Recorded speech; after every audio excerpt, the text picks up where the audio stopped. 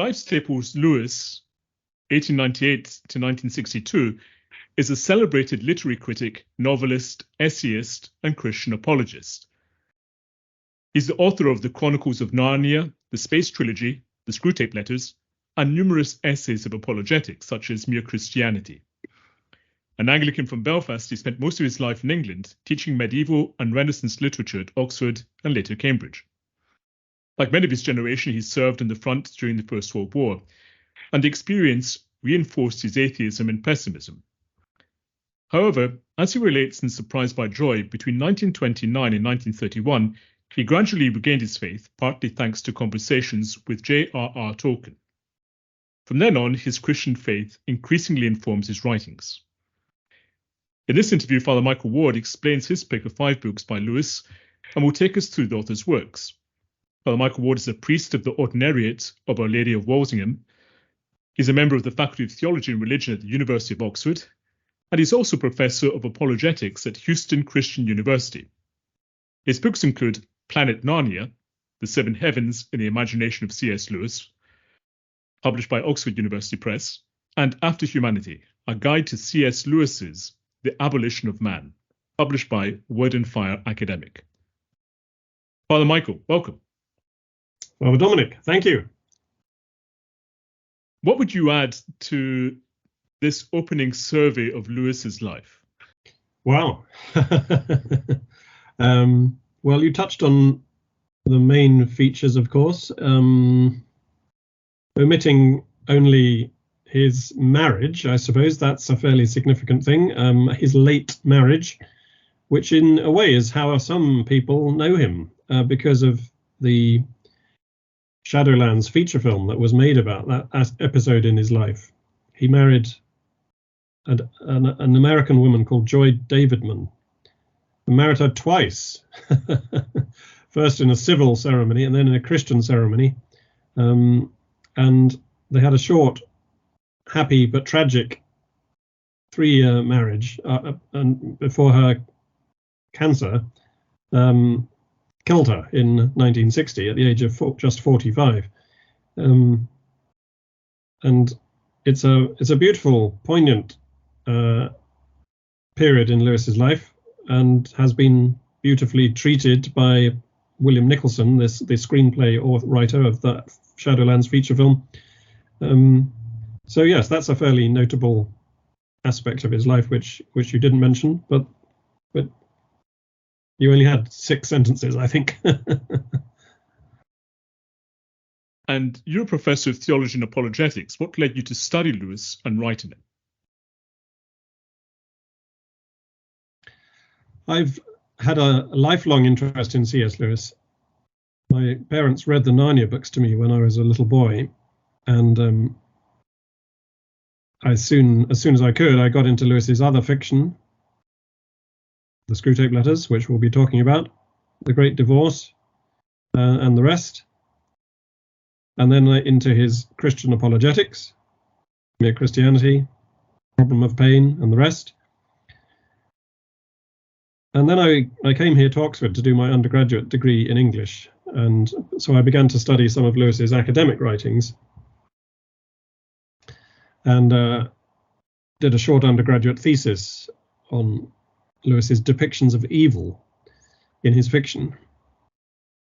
And as a result of that short undergraduate thesis, I was asked to do a bit of lecturing and tutoring on Lewis after I'd graduated, and then a little bit more, and I began to write on Lewis. And then I lived for 3 years in his former house, the Kilns, here in Oxford, as a kind of warden, looking after that property on behalf of its owner, the C.S. Lewis Foundation. So without really planning it, I found that I was developing a career in C.S. Lewis scholarship. And so when it came time for me to do my PhD, Lewis was the obvious topic to choose, seeing as I was already fairly well acquainted with not only the primary literature, but a good deal of the secondary literature too. And we'll be talking a little bit, I think, about my book, Planet Narnia, which came out of my doctoral research. And that has led to just a a deepening and a corroborating of all that's gone before, so that I now have a very definite career in C.S. Lewis scholarship, which, as I say, I hadn't planned, but which I'm very grateful to have. And if someone asked you, why should I read C.S. Lewis, what would your answer be? He's a great writer. He's an astonishingly varied writer who mastered any number of different genres, not just fiction, but within fiction, various kinds of fiction, children's literature most notably, but also science fiction and psychological novels, or at least one psychological novel. I think Till We Have Faces, which we'll again be talking about, qualifies as that. It's a myth retold, but it's really an investigation of someone's interior psychology. That's just his fiction. Then we have all his Christian apologetics, varying from very popular stuff like Mere Christianity, which originated as BBC radio broadcasts, all the way through to fairly heavy theologizing in his book Miracles. Again, we'll be talking about that. And philosophical works like The Abolition of Man. And that's before we've even got to his academic works, which he was, paid to write. His professional career in English literature, English literary criticism, English literary history, a brilliant essayist and critic. He was no mean poet either. His poetry is probably the least well-known aspect of his output, and he always wanted to be a great poet, and published a couple of volumes of poetry early in his career. So that's an aspect of his writings too that people should know about. All of that is to say that he's an immensely varied and interesting writer, just as a stylist and as a man of letters. And that's before we've actually got to the content of what he says. But he was a great thinker. He was a great intellect. And on top of that, he was a very devout Christian and understood the moral life and the spiritual life from the perspective of a very devout practicing Christian, an Anglican, but a very Catholic-friendly Anglican. As you mentioned, his friendship with Tolkien was very significant for him. So there's so much to be derived from Lewis, just sheer literary pleasure, intellectual insight, and spiritual depth and formation. And do Lewis's writings help you in your ministry? Oh, yes. I mean, in a way, I think I probably can attribute my Christian, how to say it. I don't want to say I became a Christian because of C.S. Lewis. I didn't. I was baptized as an infant and raised by my very devout Anglican Christian parents. But I think Lewis, because of his intellectual defense of the faith in his apologetic works, was very, and indeed his imaginative presentation of the faith in his fiction, was hugely important for me, especially in my teens, when I was, as many teenagers are, beginning to ask questions about the Christian faith. And Lewis, to my mind, had very satisfactory and interesting answers. So he helped me stay a Christian and grow as a Christian. And yes, in my ministry, first as an Anglican priest and now latterly as a Catholic priest, I've drawn upon him hugely. I mean, how could I not, having spent so much time immersed in his thought world? I often find myself, as it were, almost unwittingly quoting C.S. Lewis or channeling Lewis's ideas, and it becomes a little bit of a challenge sometimes not to quote him in sermons, for instance, or in small group discussions. But often I end up as it were, just sort of paraphrasing Lewis and passing it off as my own work, which I suppose is a bit naughty. But I know that people can get a bit sick of it if their pastor, their preacher, their priest is always quoting from the same person, the same source. That can get a bit irritating. So I try to avoid that. The first book that you've selected is also Lewis's best-known one, The Lion, the Witch, and the Wardrobe. With this novel, Lewis kicked off his 7-volume The Chronicles of Narnia, where the central figure is Aslan, Christ incarnated as a lion in this world inhabited by humans and anthropomorphic animals. Why does this book top your list? I put it first largely because it's the best known of Lewis's writings. And it's best known possibly because it is the book he was born to write above all others, I suspect. Indeed, he said about its conception, its composition, that there came a certain age in his life when he felt he must write a fairy tale or burst. And what burst out of him was this Lion, the Witch, and the Wardrobe. And I think if you stopped any person in the street and did a sort of word association game with them, and said to them, C.S. Lewis, waiting for something to come back, I think The Lion, the Witch, and the Wardrobe would come back more than any of his other works.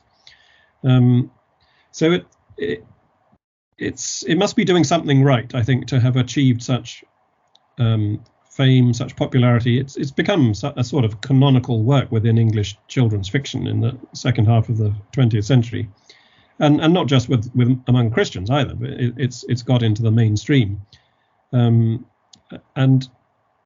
that's because Lewis has managed to tell a very winning story, a classic fairy tale set in this imagined kingdom of Narnia, which is accessed through a back of a wardrobe, and just assessing The Lion, the Witch, and the Wardrobe from a purely literary critical point of view, it's just a very well told tale. It's beautifully balanced and economical, and it has a sort of inevitability about it. I can understand why Lewis said it burst out of him. It seems to have been, as it were, gestating within him most of his life. But that's just from the literary point of view. From the more sort of theological point of view, it's also a brilliant retelling of the gospel story.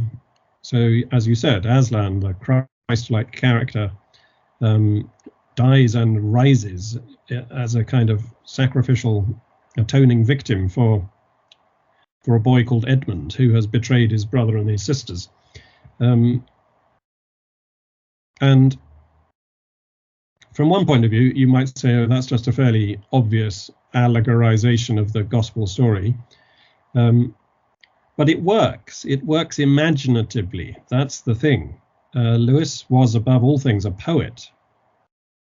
He hadn't much success with his verse, but he had poetic gifts of understanding how language worked, how symbol worked. He knew how to put metaphors together. He knew how to structure a story. And much of this comes from his own deep immersion in mythology. He was classically trained. He knew all the myths of ancient Greece and Rome, but also Norse mythology he was fascinated with, mythologies from around the world, really. And he had a particular fascination with myths of dying and rising gods. And one of the things that he saw in pagan myths of dying and rising gods is a kind of prefiguration of, or a reflection of, or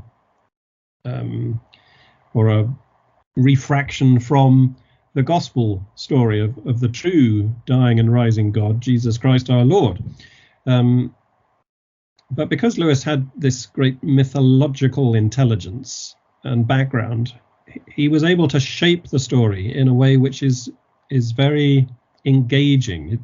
It's involving. A child of 6 can appreciate The Lion, the Witch, and the Wardrobe, but it's also got so much going on in it that adults too can find it refreshing every time they go back to it. And I think one of the particularly successful poetical strategies that he adopts in this story is his use of the imagery of kingship, particularly as he understood it by means of the symbolism of Jupiter. And that's what my book Planet Narnia is all about. Is your recommendation of The Lion, the Witch and the Wardrobe a case of ars pro toto? I suppose you're recommending it as the gateway into the Chronicles of Narnia as a whole. Yes, it is a gateway, and it's certainly the book that people should start with, not The Magician's Nephew, even though publishers rather annoyingly sometimes list that as number one in the series, but it's not number one. The Lion is number one. So yes, that's another reason for putting it at the top of the list, that it's a gateway to the other Chronicles. But also, I just think, to come back to this point about it bursting out of Lewis, why did it burst out? There are lots of reasons why it was so significant to him. And indeed, we'll come back to that, I suspect, when we talk about miracles at the end of this interview. But Lewis had a love of the seven heavens, the seven planets of the medieval cosmos, and he described them as spiritual symbols of permanent value. And it's my belief that each of the Narnia Chronicles is structured so as to embody and express the attributes and the qualities of one of these seven heavens. They're spiritual symbols of permanent value, Lewis said, which are especially worthwhile in our own generation. And who does not need to be reminded of Jove, of Jupiter? I'm quoting Lewis there. He himself jokingly said in his university lectures that he had been born under Jupiter. Those born under Jupiter are apt to be loud-voiced and red-faced and jolly, he said, and then he would pause and add, it's obvious under which planet I was born. And a lot of his friends referred to him as jovial, not always understanding the significance of the term for him. So this jovial quality of kingship, of a particular kind of kingship, tranquil, magnanimous, festive, prosperous, but also sacrificial, that was a poetic symbol that Lewis particularly valued and had done for decades before he came to write The Lion, the Witch and the Wardrobe. And it's that kingly symbol that dominates the structuring of the story. Aslan is the true king, the children become kings and queens themselves as the story progresses, and all sorts of other jovial influences are present in the structuring and the adorning of the story. That's Lewis's imaginative blueprint behind this great work. And each of the other 6 Narnia Chronicles follows in its train, taking as its own imaginative blueprint the qualities of one of the other of the 7 heavens. And this is what you explain in your book, Planet Narnia. Could you explain how each of the other 6 novels maps on to the 7 heavens? Prince Caspian, the second book in the septet, is Lewis's Mars book. It's full of military events and battles, but also woods and forests, because that was an important part of the martial symbolism as it was understood by the Romans. The Voyage of the Dawn Treader is the Sun book, full of light and gold. The Silver Chair is the Moon book.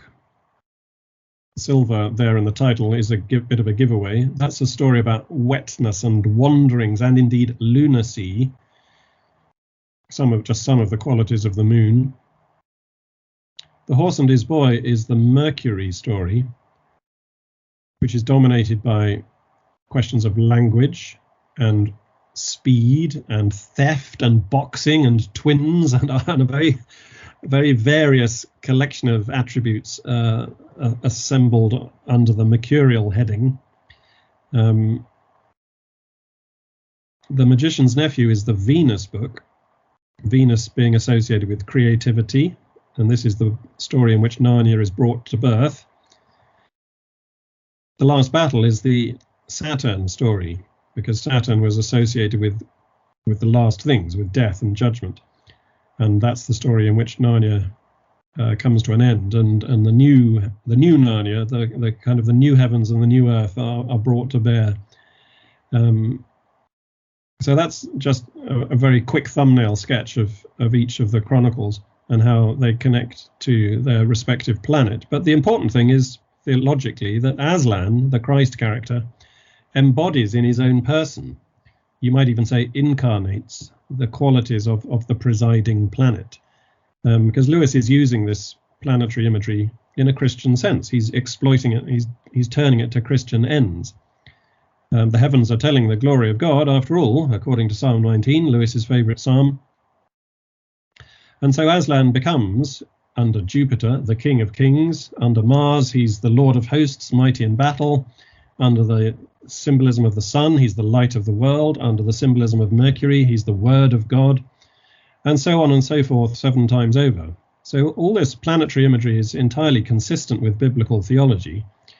It's not like, the chronicles are somehow subtly trying to smuggle in pagan astrology. It's baptized astrology, as Lewis called it. It's using the heavens that are telling the glory of God to tell the glory of God in this very ingenious literary fashion. And that's what I discovered when I was halfway through my PhD. And it's a beautiful discovery, I think. It really helps explain the otherwise puzzling oddities that you find both within each of the chronicles and across the series as a whole.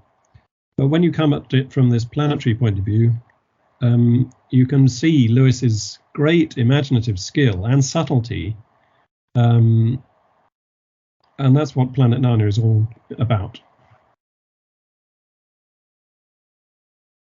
For your second book, we pass from Aslan, King of Heavens, to A Prince of Darkness. Screwtape's Letters is a novel written in epistolary style where Screwtape tutors his inexperienced nephew, Wormwood, in the satanic arts of temptation. Meanwhile, Lewis teaches the reader about the wiles of the enemy and the ways of the spirit. Why is this book your number 2? I think after The Lion, the Witch and the Wardrobe, the Screwtape Letters is probably Lewis's best book. That is to say, it's the book that is going to last the longest, and also have a very wide readership, because it's brilliantly witty. It's an exploration of the psychology of temptation, and it has a lot of moral and spiritual insight, but also a great amount of just psychological insight. It demonstrates Lewis's skills as a novelist. The observational powers that he had as a writer, observing our various hypocrisies and compromises and peccadillos that we think we can get away with, but which the devils, the demons, exploit to their own nefarious ends.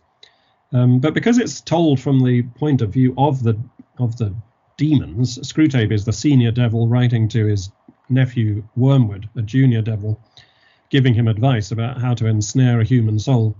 Because it's all done from that perspective, and all the ups are down and all the blacks are white and all the fronts are back and so on, it's all reversed. It's all arcy-versy. Lewis can get away with, as it were, presenting a great deal of a fairly standard moral teaching, which might otherwise come across as platitudinous, but because it's presented so wittily, we accept it. We even enjoy it. We laugh at ourselves. No, we don't just laugh at the demons, but we laugh at ourselves at falling for the stratagems of these wicked creatures. In other words, Lewis, as it were, puts a rim of honey round the medicine glass, and we swallow the medicine, hardly realizing that it's doing us any good. But I think it does a great deal of good. It certainly does me a lot of good. And I try to read Screwtape Letters about once a year, especially during Lent, because it's a very good moral mouthwash, as it were. It's just a fantastically spirited book, and I mean that in every sense of the word. Thank you for listening. To read or listen to the rest of this interview and gain full access to our archive, visit 5booksforcatholics.com and become a premium subscriber. If you've enjoyed this episode, please subscribe to the podcast and give it a top rating on the platform of your choice. That way more people can discover it. You can also support the podcast and help us produce more interviews like this one by making a one-off donation via the link given in the show notes. As little as $1, £1, or €1 can help and will be greatly appreciated. Thank you once again, and God bless.